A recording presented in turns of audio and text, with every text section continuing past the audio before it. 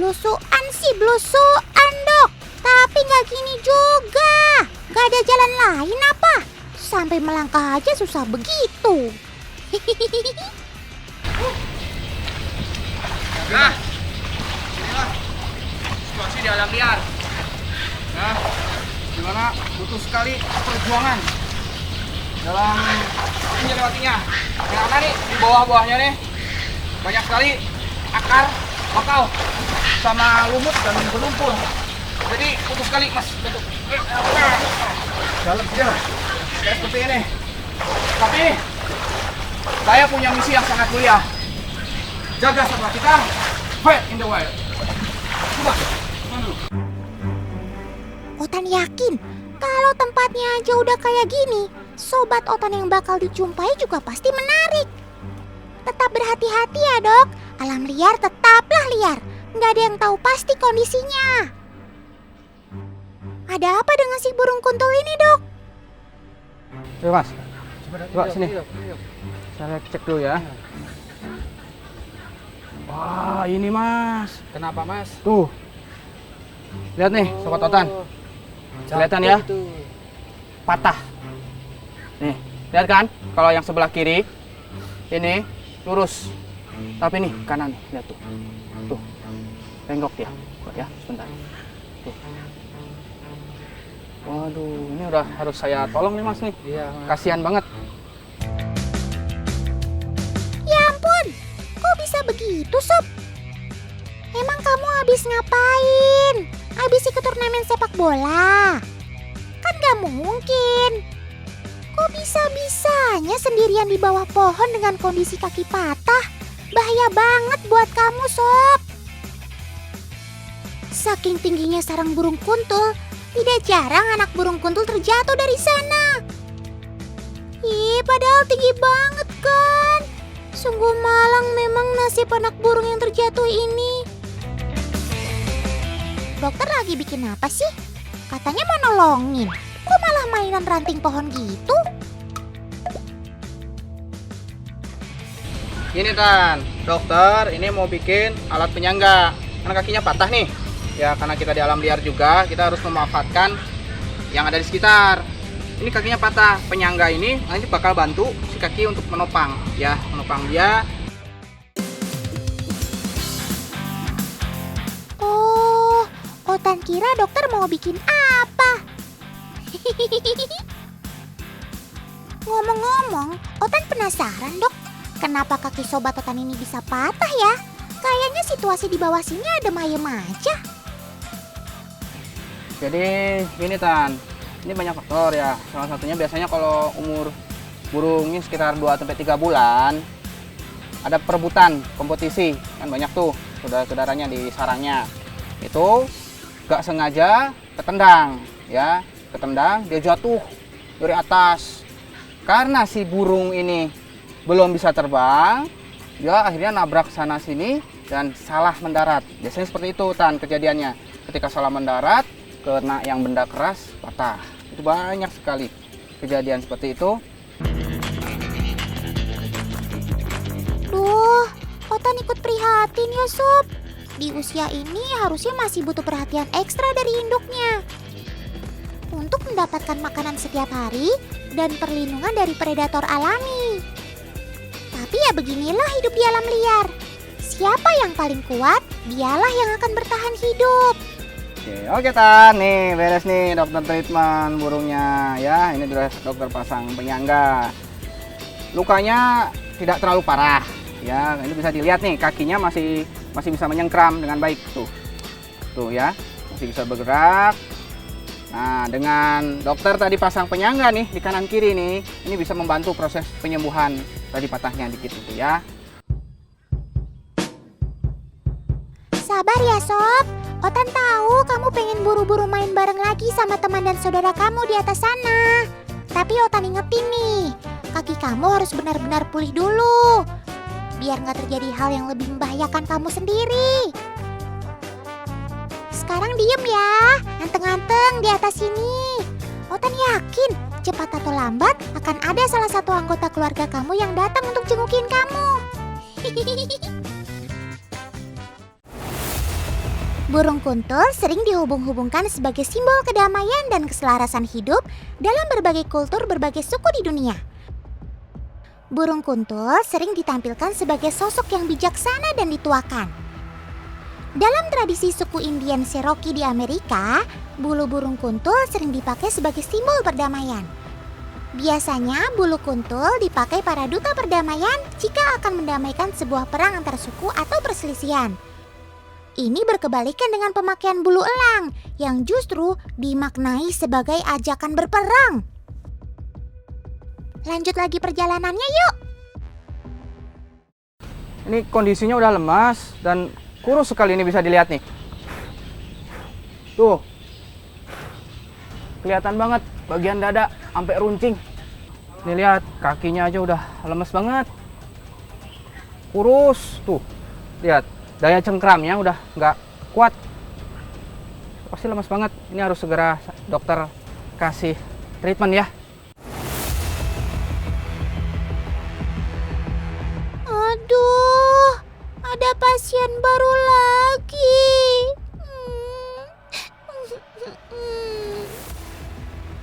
Baiklah, ayo dok, kita beraksi. Pantang pulang sebelum matahari terbenam. Menurut dokter Chandra, dengan kondisi burung kuntul yang kurus kering begini, nggak boleh sembarangan menyuntik. Area paling aman ada di bagian paha. Karena di titik ini banyak terdapat jaringan otot yang bisa mempercepat penyebaran vitamin ataupun obat yang disuntikan. Kira-kira apa penyebabnya dok? Kok bisa kurus begini? Jadi gini Tan, jadi gini ya. Ini burung pastinya udah lama nih, pasti udah lama nih dia di bawah. Karena kelamaan di bawah, nutrisinya kurang. Karena biasanya umur burung segini tuh masih dilolohin sama induknya. Dia nggak bisa makan berhari-hari, akibatnya lemes. Nah tadi dokter ini kasih vitamin untuk menunjang tenaganya biar sedikit pulih. Nanti lama-lama bereaksi, mudah-mudahan harapannya pulih kembali. Nanti dokter bantu sama Mas Heri rilis lagi ke sarangnya gitu Tan. Ya Mas Heri ya, nanti bantu Yuk, sarangnya ke atas tuh. kasih. Ya. Gimana sob? Udah seger kan? Mau buru-buru main lagi kan? Iya, sabar ya. Dokter pasti kembalikan kamu ke atas kok. Ayo, coba berusaha manjat sendiri. Gitu dong. Harus ada usaha untuk mencapai setiap keinginan. Lumayan buat olahraga juga, sob. Kalau umur segini, umur 2-3 bulan nggak boleh sembarangan rilis. Kita harus memilih pohon nih, pohon-pohonnya yang agak miring. Nggak miring, nggak tegak lurus, agar memudahkan dalam memanjat. Tuh, lihat, dia udah bertengger. Dia nanti lama-lama akan memanjat ke atas sampai puncak. Gitu kan? Jaga satwa kita, fair in the wild.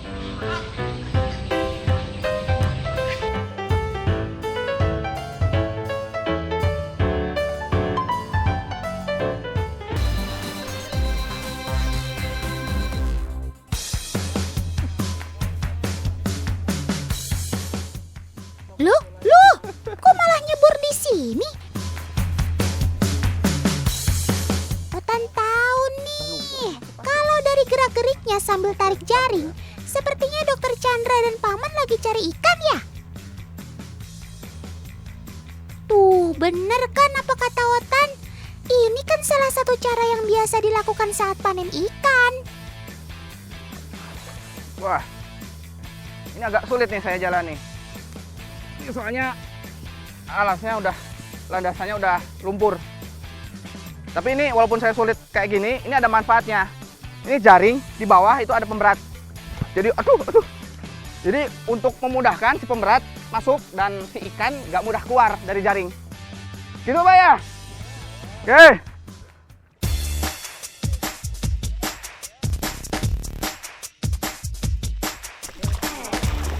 Yuhuu! Rame banget! Paling seru memang kalau ikut panen ikan bandeng. Riuh dan gesitnya gerakan ikan jadi auto penyemangat untuk panen.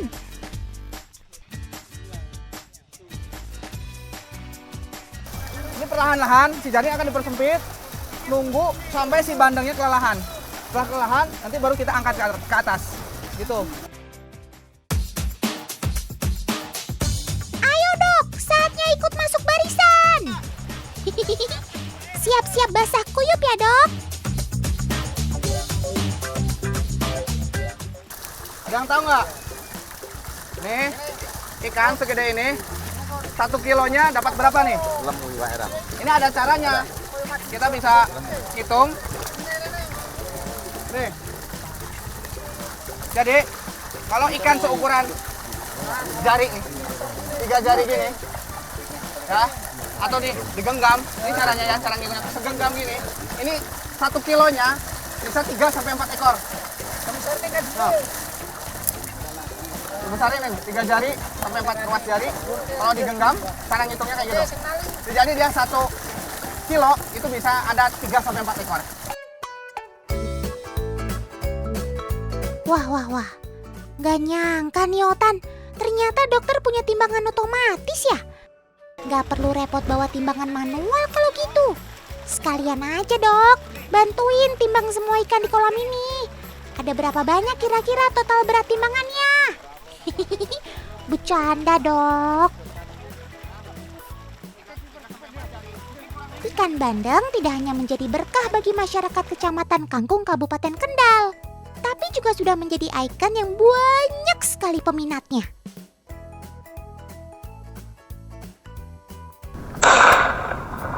Suara apa tuh Pak? Kenapa tuh?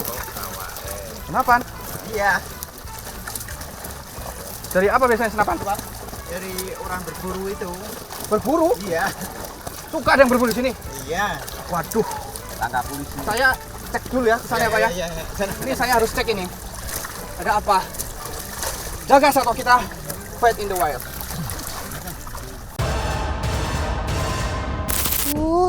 Otan ngeri deh kalau berurusan dengan senapan. Semoga nggak terjadi hal menakutkan ya dok. Loh, apa ini Mas? Ini tadi ada yang nembak mas, tapi yang nembak itu kabur mas. Nah ini aku bingung mau tak apain juga nggak tahu ini. Oke, tenang dulu. Ini Masnya bantuin saya dulu ya. Oh, Nanti ya. saya bantu cek ya. Ini Iya, bisa Mas, iya, Mas. dipegangin dulu kakinya biar kita handling dulu.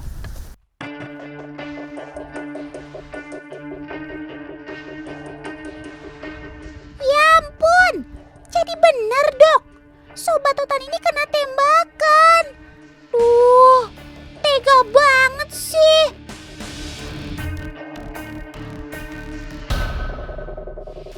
Jadi gini Tan, walaupun tidak kelihatan kasat mata nih lukanya karena kulit reptil yang sangat tebal, tapi dokter bisa tahu nih di dalamnya ini ada peluru. Saya harus keluarin pelurunya nih ya. Pak, bantu ya nanti ya. Kita iya, keluarin pelurunya nih. Aduh, lihat. Dalam banget. Yuk, takutnya nanti infeksi Tan. Ya, mau gimana lagi? Kalau dokter udah bilang begitu, Otan cuma bisa berdoa dan berharap kamu baik-baik saja, Sob. Jadi Tan, ini alat-alat yang dokter bawa sebelum kita bedah reptilnya kita sterilin dulu. Bisa pakai cairan alkohol ya. Maaf Mas. Menurut dokter Chandra, selama biawak masih bisa diatasi langsung dengan cara dipegang seperti ini, gak perlu dikasih suntikan bius. Karena ini di alam liar, pembiusan malah menghambat pemulihan biawak. Sangat rentan jadi buruan predator lainnya. Nah, ini nih. Tuh, waduh. Nih. Ini kalau dibiarin bisa infeksi nih. Gede banget ya Mas ya. Tuh. Pelurunya nih. Syukurlah, dapat juga Oke. pelurunya.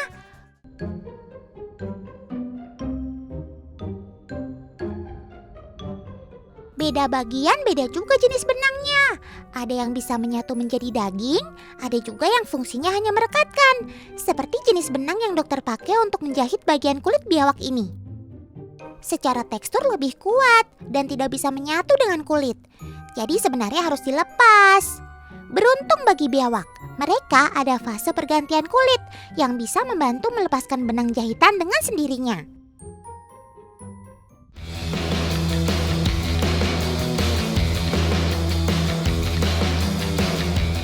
Pemberian antiseptik tabur ini jadi penanda sudah selesainya tindakan dokter. Antiseptik tabur berfungsi untuk mempercepat proses pengeringan bagian luka. Jadi harapannya setelah ini kamu bisa langsung dilepas liarkan, Sob. Saatnya untuk kembali ke rumahmu, Sob. Sehat-sehat ya. Jaga diri baik-baik, Sob.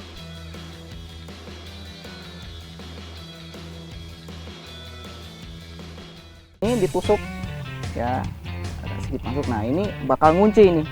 Nah kalau udah kayak gini, tuh lihat, diamatin. Jadi kalau udah masuk kayak gini, si capit pun tuh ya kekunci dia.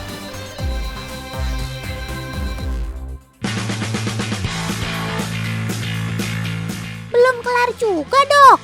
Mau kemana lagi sih? Ayolah, kita istirahat makan siang dulu. Otan lapar nih. Lihat, ini dokter nih nemuin tuh ya sarangnya sobat Otan nih di sini nih. Ya kita cek dulu ya, dokter mau cek dulu nih. Tuh Mas Heri ya. Dokter cek sana dulu nih. Lubang apaan tuh, Dok? Hati-hati lo ya. Takutnya si penghuni lubang punya bisa yang membahayakan. Nah ini nih, ini kepiting bakau. Biasanya emang hidupnya di daerah rawa-rawa sini nih. Ya, dia buat sarang di pinggiran berlubang. Walah, kepiting bakau ternyata. Dia memang senang menggali lubang untuk dijadikan rumah sekaligus tempat berlindung. Kepiting bakau tidak mempunyai bisa, tapi hati-hati loh ya dengan kedua capitnya. Ciri khas dari sobat Otan ini punya sepasang capit yang besar. Bahkan panjang capit bisa 2 kali ukuran karapasnya. Oh iya, tapi Dokter Chandra punya cara sederhana nih untuk menghindari jepitan kedua capit ini. Di bagian ini nih, di atas capitannya itu ada kayak semacam daging ya, lekukan. Ini ditusuk ya, agak sedikit masuk. Nah ini bakal ngunci ini. Nah kalau udah kayak gini, tuh lihat, diamatin. Jadi kalau udah masuk kayak gini, si capit pun tuh ya kekunci dia tuh. Bener juga ya. Dengan adanya penghambat di salah satu bagian capit, dia nggak bisa membuka capitnya. Jadi aman tuh walau dimainkan kayak gitu. Bisa aja nih dokter. Teman di rumah sering lihat sobat Otan yang satu ini kan? Di mana hayo? Pasti di restoran seafood ya.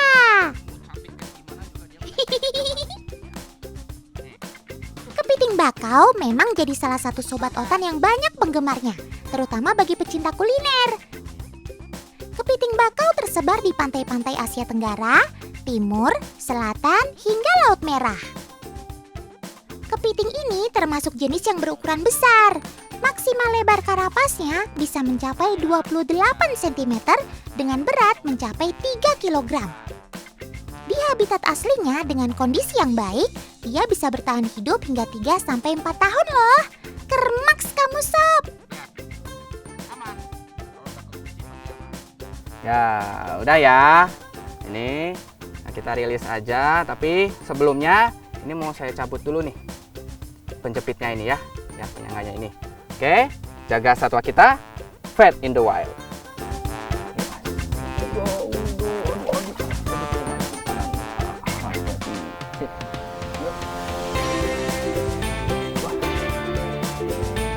Oke, siap.